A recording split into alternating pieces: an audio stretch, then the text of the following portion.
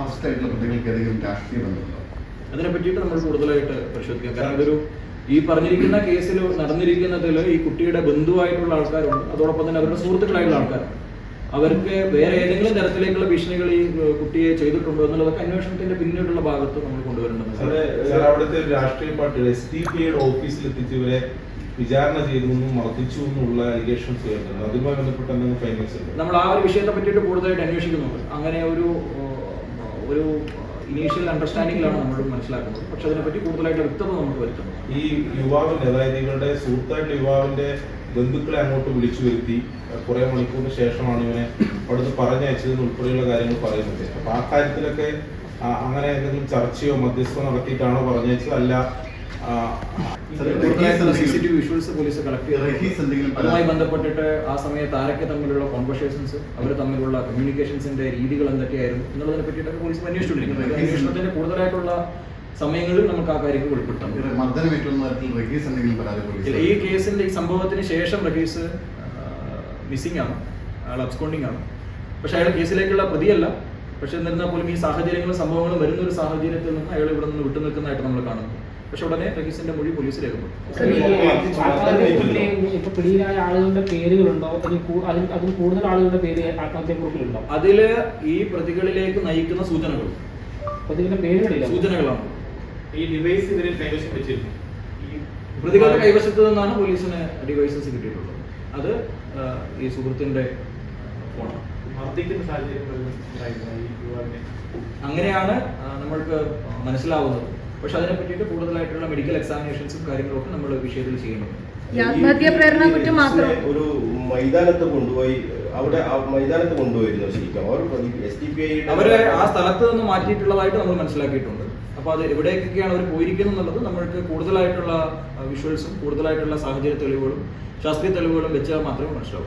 ആത്മഹത്യാ പ്രേരണ കുറ്റം മാത്രമാണോ നിലവിൽ നിലവില് ഇതിൽ ആത്മഹത്യ, ഇതിൽ ഇനീഷ്യലി നമ്മൾ ഈ കേസ് 357/25 ഒരു 194 BNSS പ്രകാരമാണ് നമ്മൾ ഈ വിഷയം എടുത്തിരുന്നത്. ഇതൊരു ഹാങ്ങിങ് കേസായതുകൊണ്ട് അതിനുശേഷമാണ് ഈ പറഞ്ഞിരിക്കുന്ന സൂയിസൈഡൽ നോട്ട് റിക്കവറി ചെയ്യുകയും ഇതിന്റെ സത്യാവസ്ഥ, ഇതിന്റെ കൃത്യമായിട്ടുള്ള രീതിയിലേക്കുള്ള കാര്യങ്ങൾ എന്താണെന്ന് മനസ്സിലാക്കുകയും സെഷൻ ഓൾട്ടർ ചെയ്യുകയുള്ള റിപ്പോർട്ടും പോലീസ് സബ്മിറ്റ് ചെയ്തിട്ടുള്ളത്. പക്ഷെ അതിന്റെ കൂടുതലായിട്ടുള്ള അന്വേഷണത്തിൽ ഈ കൂടുതലായിട്ടുള്ള സെക്ഷൻസ്, വകുപ്പുകൾ പോലീസ് ആഡ് ചെയ്യും അതിന്റെ ഫൈൻഡിങ്സ് കൊടുക്കും. നിലവിൽ ഇത് ചുമത്തിയിട്ട് തന്നെയാണ് അറസ്റ്റ് ചെയ്തിട്ടുള്ളത് അല്ലേ? സാർ, ഇവരിപ്പോൾ പറയുന്നത് പറഞ്ഞൊരു കാര്യം വെച്ചാൽ ഈ സ്ത്രീയെ ഇളങ്ങൾ കാറിൽ വെച്ച് പിടിക്കുന്നു, അതിനുശേഷം ഭീഷണിപ്പെടുത്തുന്നു, അതിനുശേഷം ഈ സ്ത്രീയെ ഒരു ബന്ധുക്കളാണ്, കസിൻസ് ആണെന്നാണ് അവരുടെ മാതാവ് പറയുന്നത്, ഒരു സ്കൂട്ടിക്ക് അതേപോലെ വീട്ടിലേക്ക് കൊണ്ടുപോകുന്നു. ആ സ്ത്രീയെ മർദ്ദിച്ചിട്ടില്ല എന്നാണ് മാതാവും പറയുന്നത്. അപ്പം ഇയാളെ മർദ്ദിച്ചു എന്നാണ് അങ്ങനെ പരാതി വന്നിട്ടില്ല. ഇയാൾക്ക് ഈ റഹീസിന് മർദ്ദനം നേരിടുന്ന തരത്തിലുള്ള ഏതെങ്കിലും പരാതികൾ? അതിന് റഹീസ് എന്നെ കൂടുതലായിട്ട് ചോദ്യം ചെയ്താലാണ് നമുക്ക് ആ ഒരു കാര്യത്തിൽ വ്യക്തത വരുന്നത്. അടിച്ചതായുമായി ബന്ധപ്പെട്ടിട്ട് നമ്മൾക്ക് സൂയിസൈഡൽ നോട്ടിലുള്ള ഒരു ഭാഗമുണ്ട്. അതോടൊപ്പം ഈ പറഞ്ഞിരിക്കുന്ന ഒരുപാട് വിഷ്വൽസ് പോലീസ് ഇതിനോടകം തന്നെ ഈ വിഷയത്തിൽ ശേഖരിച്ചിട്ടുണ്ട്. അപ്പോൾ ഇതിന്റെ സംഭവത്തിന്റെ കൂടുതലായിട്ടുള്ള മൂവ്മെന്റ്, ആരൊക്കെ ഇവിടെ വന്നിട്ടുണ്ട്, ആരൊക്കെ പോയിട്ടുണ്ട്, ഇതിൽ കൂടുതലായിട്ടുള്ള പ്രതികൾ ആരെങ്കിലും ഉണ്ടോ എന്നുള്ളതിനെ പറ്റിയിട്ടൊക്കെ വളരെ സമഗ്രമായിട്ട് തന്നെ ഈ ഒരു കാര്യം നമ്മൾ അന്വേഷിക്കുന്നുണ്ട്. തലശ്ശേരി ASPയുടെ നേതൃത്വത്തിലുള്ള ഒരു ടീമായിരിക്കും ഈ കേസ് അന്വേഷിക്കുന്നത്. മാതാവും ഗുരുതരമായ ആരോപണങ്ങളാണ് അവരിന്ന് SCPക്ക് പരാതി നൽകുമെന്ന് പറയുന്നത്. സ്വാഭാവികമായും അത്തരത്തിലുള്ള അന്വേഷണം ഉണ്ടാകും. തീർച്ചയായിട്ടും അവരെ പറയുന്ന കാര്യങ്ങൾ നമ്മൾ തീർച്ചയായിട്ടും നമ്മുടെ അന്വേഷണത്തിന്റെ ഭാഗമായിട്ടുണ്ടാവും. ഈ ഇതിന്റെ FIS മൊഴി നൽകിയിരിക്കുന്നത് ഈ കുട്ടിയുടെ ഫാദറാണ്. പക്ഷെ അതിനുശേഷം ഈ പറഞ്ഞിരിക്കുന്ന സംഭവങ്ങളുമായി ബന്ധപ്പെട്ടിട്ട് ഇപ്പോൾ ഉന്നയിച്ചിരിക്കുന്ന ആരോപണങ്ങളുടെ വസ്തുതകളൊക്കെയും പോലീസ് പരിശോധിച്ചു. ഇതിൽ നടപടികളൊക്കെയും പോലീസിന് ലഭിച്ച തെളിവുകളുടെ പിതാവിന്റെ പരാതി ഉണ്ട് അല്ലേ? പിതാവിന്റെ മൊഴിയുടെ അടിസ്ഥാനത്തിലാണ് 194 BNSSന്റെ ഇതെടുത്തിട്ടുള്ളത്. ഈ പിതാവിന്റെ മൊഴി എന്തായിരുന്നു ആദ്യഘട്ടത്തിൽ? ആ മൊഴിയിൽ ഈ പറഞ്ഞിരിക്കുന്ന സംഭവവുമായി ബന്ധപ്പെട്ടിട്ട് ഒരു കാറിൽ ഇവർ സംസാരിച്ചിരിക്കുന്ന സമയത്ത് അവരുടെ അടുത്തേക്ക് കുറച്ചു പേര് വന്നു നിന്ന് സംസാരിച്ചതുമായി ബന്ധപ്പെട്ടിട്ടുള്ള ഒരു ഭാഗം FIRൽ ഉണ്ട്. ഇതിൽ ആദ്യം എടുത്തിരിക്കുന്ന അൺനാച്ചുറൽ അതെ.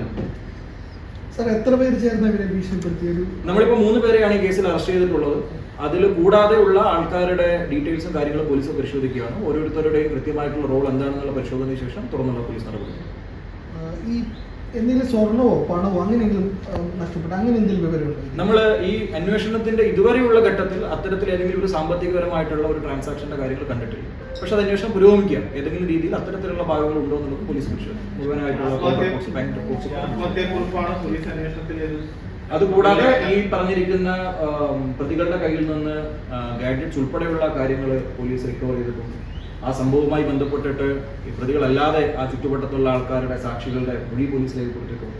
ഇങ്ങനെയുള്ള ശാസ്ത്രീയ തെളിവുകളുടെ അടിസ്ഥാനത്തിലാണ് പോലീസ് ഇതുവരെയുള്ള നടപടിയെടുത്തത്. ഈ മരിച്ച യുവതിയുടെ ഫോണും ഈ ഇവരുടെ കയ്യിലായിരുന്നു? അല്ല, അത് നമ്മൾക്ക് സ്ത്രീയുടെ കയ്യിൽ നിന്ന് തന്നെയാണ്. സാർ, ഈ കുടുംബം പറയുന്ന ഒരു കാര്യം എന്ന് പറയുന്നത്, അതായത് ഈ അവിടെ അങ്ങനെ ഒരു സംഭവം നടന്നതിന് ശേഷം ഈ റസീന എന്ന് പറയുന്നത് മരിച്ച അവരെ അവിടെ നിന്ന് ആ ഘട്ടത്തിൽ തന്നെ അവർ ഈ റസീനയുടെ ബന്ധുക്കളാണ് ഫസ്റ്റ് അവിടെ ഇടപെട്ടതെന്നും ആ ബന്ധുക്കൾ അവിടെ അവരുടെ ഏതെങ്കിലും തെറ്റായ രീതിയിലല്ല ഇടപെട്ടതെന്നാണ് കുടുംബം പറയുന്നത്. അപ്പോൾ പോലീസിന് എന്താണ് മനസ്സിലാക്കി ഇതൊരു കുറ്റകൃത്യം ചെയ്യണം എന്ന ഉദ്ദേശത്തോടു കൂടി തന്നെ ഇവർ നമുക്ക് ഈ വിഷയത്തിന്റെ ആദ്യഘട്ടത്തിൽ സ്വാഭാവികമായിട്ടും ഇതിൽ മരിച്ചൊരു സ്ത്രീയുടെ അവരുടെ അവസാനത്തെ മൊഴി സൂയിസൈഡ് നോട്ടിന് സ്വാഭാവികമായിട്ടും ഒരു വലിയ പരിഗണന ഈ കേസിന്റെ അന്വേഷണത്തിൽ നൽകേണ്ടതുണ്ട്. അതിൽ ഈ സംഭവവുമായി ബന്ധപ്പെട്ടിട്ട് കൂടുതലായിട്ടുള്ള കാര്യങ്ങൾ പറയുന്നുണ്ട്. അതൊരു എവിഡൻസിന്റെ ഡോക്യുമെന്റ് ആയതുകൊണ്ടാണ് ഞാൻ അതിന്റെ കൂടുതലായിട്ടുള്ള കാര്യങ്ങളിലേക്ക് കടക്കാത്തത്. പക്ഷേ ഇതുവരെയുള്ള പോലീസ് നടപടികളിൽ ഈ പറഞ്ഞിരിക്കുന്ന ശാസ്ത്രീയമായ അന്വേഷണവും ഈ പറഞ്ഞിരിക്കുന്ന ശാസ്ത്രീയ തെളിവുകളുടെയും അടിസ്ഥാനത്തിലാണ് പോലീസ് നടപടിയെടുക്കുന്നത്. ഈ യുവാവിനെ പ്രതികൾ ഇല്ല, അങ്ങനെ ഒരു ദൃശ്യം നമുക്ക് കിട്ടിയിട്ടില്ല. അത് നമ്മൾ അന്വേഷിക്കാം. പക്ഷേ അത്തരത്തിലുള്ള ദൃശ്യം പോലീസിന് കിട്ടിയിട്ടില്ല. ഈ സോഷ്യൽ മീഡിയയിൽ ഇത് സംബന്ധിച്ച് ഏതെങ്കിലും ഇങ്ങനെ പ്രചരണം നടത്തുവോ അങ്ങനെ ചെയ്തിട്ടുണ്ടായിരുന്നു ഈ പ്രതികളുടെ ഭാഗത്തുനിന്ന്? അത്തരത്തിലുള്ള കാര്യങ്ങൾ അന്വേഷണത്തിന്റെ ഭാഗമായിട്ട് കാണേണ്ടതാണ്. ഇതുവരെയുള്ള അന്വേഷണത്തിൽ അത്തരത്തിലുള്ള കാര്യങ്ങളൊന്നും കണ്ടിട്ടില്ല. ഒരു പൊളിറ്റിക്കൽ ആംഗിൾ ഇല്ല, ഇതിനകത്ത് രാഷ്ട്രീയം അങ്ങനെ ഇത് ഒരു ആ ഒരു നാട്ടിലെ രണ്ട് സ്ത്രീകളുമായി ഒരാണും പെണ്ണും സംസാരിച്ചുകൊണ്ടിരിക്കുന്ന ഒരു സമയത്ത് അതിന്റെ ഇടയിലേക്ക് കുറച്ചു പേര് കയറി വരികയും അതുമായി ബന്ധപ്പെട്ടിട്ട് അവര് കുറെ കാര്യങ്ങൾ സംസാരിക്കുകയും അതിൽ ഭയപ്പെടുത്തുകയും ഭീഷണിപ്പെടുത്തുകയും ചെയ്യുന്ന ഒരു സാഹചര്യത്തിൽ അതിനെ തുടർന്ന് ഈ സംഭവം നടക്കുന്നത് ഞായറാഴ്ച വൈകുന്നേരമാണ്. അതിനെ തുടർന്ന് തിങ്കളാഴ്ച രാത്രിയോ ചൊവ്വാഴ്ച പുലർച്ചെ ഇടയിലുള്ള ഒരു സമയത്താണ് ഇതിലുള്ള സ്ത്രീ സൂയിസൈഡ് ചെയ്യുന്നത്. അപ്പൊ അതുമായി ബന്ധപ്പെട്ടിട്ട് കൂടുതലായിട്ടുള്ള വ്യക്തത ഈ കേസിന്റെ അന്വേഷണത്തിൽ നമുക്ക് കൊണ്ടുവരേണ്ടതുണ്ട്. ആ കാര്യങ്ങൾ പോലീസിന്റെ അന്വേഷണത്തിൽ ഇപ്പോൾ തലശ്ശേരി ASPയുടെ നേതൃത്വത്തിൽ ഒരു ടീം നമ്മൾ ഈ കേസിന്റെ അന്വേഷണത്തിന് വേണ്ടി രൂപീകരിച്ചിട്ടുണ്ട്. ഇതിൽ കൂടുതലായിട്ടുള്ള പ്രതികളെ മനസ്സിലാക്കുന്ന പക്ഷം കൂടുതൽ ഒഫൻസ് വെളിവാകുന്ന പക്ഷം അതിനെ തുടർന്നുള്ള സമഗ്രമായിട്ടുള്ള പോലീസ് നടപടി ഇത് ആദ്യം തന്നെ ഇത്തരം സംഭവം ഉണ്ടാകുമ്പോൾ തന്നെ ഈ പോലീസൊക്കെ പോലീസിന് ഒരു പരാതി നൽകിയിരുന്നെങ്കിൽ ഇതൊക്കെ ഒഴിവാക്കാമായിരുന്നില്ല ശരിക്കും. ബാക്കി കാര്യങ്ങൾ അന്വേഷണത്തിന്റെ തുടർന്നുള്ള ദിവസങ്ങളിൽ നമുക്ക് കൂടുതൽ. ഈ ഫോണ് പിടിച്ചു വെക്കുക അതൊക്കെ വേറെ തന്നെ ഒരു ഇതാണോ? ഇങ്ങനെയാണ് ഒരാളുടെ മൊബൈൽ ഫോൺ ഒരാളുടെ കയ്യിൽ നിന്നും വാങ്ങി തട്ടിപ്പറിച്ചതാണെങ്കിൽ അതിന്റെ കറസ്പോണ്ടിങ് ആയിട്ടുള്ള റോബറിയുടെ സെക്ഷൻസും കാര്യങ്ങളും അത് റഹീസിന്റെ മൊഴി എടുക്കണം. തീർച്ചയായിട്ടും. ഈ പ്രതികൾ SDPയുടെ മെമ്പർമാർ പ്രതികളുടെ കൂടെയുള്ള അല്ലെങ്കിൽ കൂടുതലായിട്ടുള്ള പ്രതികളുടെ സാഹചര്യം കൂടുതലായിട്ട് പ്രതികളുടെ ഇൻവോൾവ്മെന്റ് ഒക്കെ പോലീസിന്റെ തുടർന്നുള്ള അന്വേഷണത്തിൽ വെളിപ്പെടുത്തുന്ന കാര്യങ്ങളാണ്.